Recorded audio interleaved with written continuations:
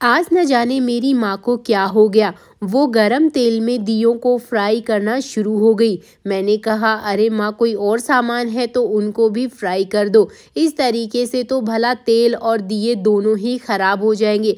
आज आपको हुआ क्या है, इस तरीके से आप क्यों दियों को खराब कर रही हो? तो माँ ने बोला कि बेटा, तुम्हें ऐसा क्यों लगता है कि मैं दिया और तेल खराब कर रही हूँ? बल्कि ऐसा तो बिल्कुल भी नहीं है, मैं इनका बहुत ही अच्छे से इस्तेमाल करने वाली हूँ। तो मैंने कहा कि इस तरीके से दिया और तेल तो दोनों ही खराब होंगे। भला दिए को भी कभी कोई फ्राई किया जाता है क्या? माँ ने बोला कि तुम्हें ऐसे क्यों लग रहा है कि मैं दिए को फ्राई कर रही हूँ? मैं अब दिए को फ्राई नहीं कर रही हूँ, मुझे अब तुम एक प्याज ला कर दो। तो मैंने यहाँ पर माँ को प्याज दिया और माँ ने इस गरम तेल में प्याज को भी फ्राई करना शुरू कर दिया। मैंने कहा, माँ, अब ये प्याज क्यों फ्राई कर रही हो? क्या कोई रेसिपी बना रही हो क्या? वो भी साबुत प्याज की? मुझे तो आज समझ में नहीं आ रहा है कि साबुत प्याज की भी भला कोई रेसिपी होती है क्या?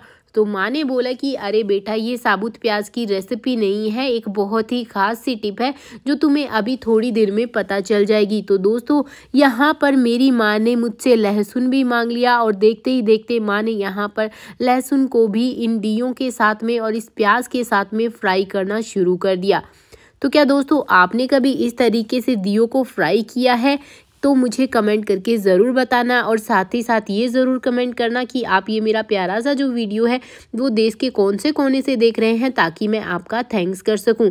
पिछला कमेंट जो हमारे वीडियो पर किया था वो है मकवाना कल्पना गुजरात से, और कुसुम जैन जी है बॉम्बे से, और वहीं पुष्पा राजक जो है वो छत्तीसगढ़ से हमें कमेंट कर रही है, और रामा बजाज जो है वो गुड़गांव से कमेंट कर रही है। तो आप भी प्यारे प्यारे से कमेंट कर दीजिए ताकि आपका नाम भी जो है मैं अपने अगले वीडियो में ले सकूं।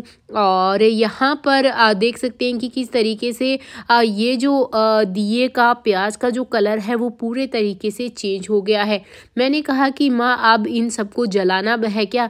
तो माँ ने बोला, नहीं बेटा, इनको जलाना नहीं है, बस थोड़े से लहसुन और छील के रखे थे, उनको भी फ्राई कर दिया है। मैंने कहा कि इतने सारे लहसुन, मुझे कुछ समझ में नहीं आ रहा है। तो देखते ही देखते यहाँ पर माँ ने कुछ लौंग भी लिए और वो लौंग भी इसमें डाल दिए, और ये जो लौंग है वो बहुत ही अच्छे से भुनना और फ्राई होना शुरू हो गए, और इसकी जो खुशबू थी वो भी पूरे घर में आ गई। और देखते ही देखते माँ ने यहाँ पर ये जो करी पत्ता होता है उसका इस्तेमाल भी कर लिया, और साथ ही साथ इन सारी चीज़ों को जो है अच्छे से मिक्स करना शुरू कर दिया, ताकि इनके जो तत्व है, माँ कहती है कि वो सारे के सारे इस ऑयल में आ जाए।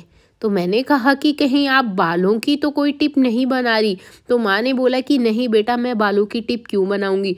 देखते ही देखते माँ ने ये जो नींबू है वो भी इसमें डाल दिया। मैंने कहा कि अब आप नींबू भी फ्राई कर रही हो, कभी आप प्याज को फ्राई कर रही हो, कभी आप लहसुन को फ्राई कर रही हो, आज आखिर होने क्या वाला है, कुछ बताओगी? तो माँ ने बोला कि हाँ बेटा, बताने वाली हूँ।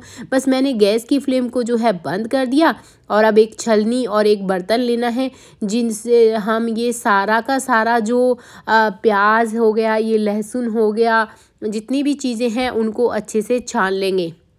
मैंने कहा कि क्या दियों का भी इस्तेमाल होने वाला है? तो माँ ने बोला कि हाँ बेटा, ये टिप जो है वो दिए की है, तो दिए का इस्तेमाल तो ज़रूर होगा। और देखते ही देखते माँ ने यहाँ पर ढेर सारा जो ऑयल था वो इकट्ठा कर लिया।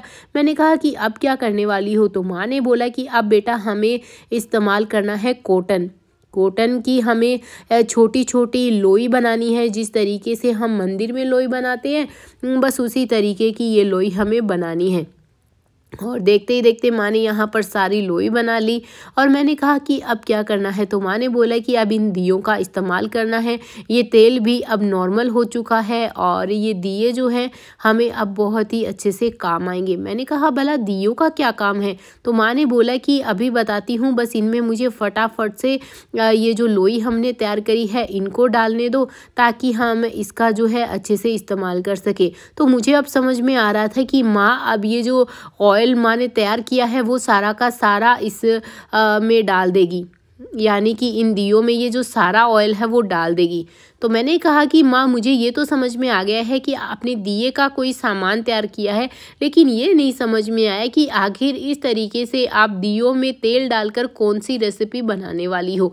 तो माँ ने बोला कि रेसिपी नहीं है, मैंने तुम्हें पहले ही बोला था, ये एक बहुत ही बढ़िया सी टिप है। मैंने कहा ये टिप क्या है? तो माँ ने माचिस को ये दियों को जला दिया और बोलने लग गई कि बेटा घर में है ना काफ़ी ज़्यादा मच्छर मक्खी का आगमन हो चुका है।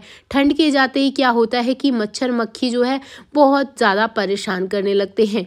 लेकिन इस तरीके से अगर हम लहसुन और प्याज को, लौंग को अगर हम फ्राई करेंगे, गरम तेल में डालेंगे, तो ये बहुत ही ज़्यादा अच्छा रहेगा।